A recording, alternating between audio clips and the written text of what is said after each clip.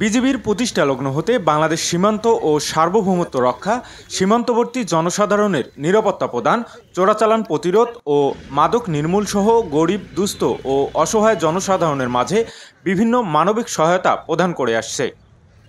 এরই ধারাবাহিকতায় সোমবার লালমনিরহাট ব্যাটালিয়ন 15 বিজিবি কর্তৃক border guard public school and college মাঠে শীতবস্ত্র বিতরণ কর্মসূচি পালন করা হয়।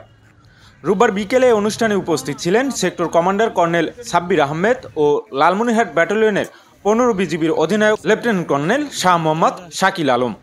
এ সময় গরিব, দুস্থ, অসহায় ও এতিম শীতার্তদের মাঝে 300টি কম্বল বিতরণ করেন তারা। আপনারা জানেন যে বর্তমানে শৈত্যপ্রবাহ চলছে এবং উত্তরবঙ্গে শৈত্যপ্রবাহ আরও বেশি, এখানে অনেক বেশি ঠান্ডা অনুভূত হয়। তো উত্তরবঙ্গের এই সাধারণ জনগণের পাশে আমরা বিজিবিরা দাঁড়িয়েছি। আমরা আজকে বিভিন্ন ব্যাটালিয়নের পক্ষে শীতবস্ত্র বিতরণ করেছি।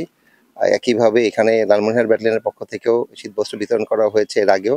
তারই অংশ হিসাবে আজকে আমরা 300 শীতবস্ত্র বিতরণ করলাম এবং এই জনগণের পাশে সীমান্ত বশবর্তী এই জনসাধারণের সাথে বিজিবি সবসময় ছিল, সামনে থাকবে এ প্রত্যাশা জ্ঞাপন করছি। ধন্যবাদ।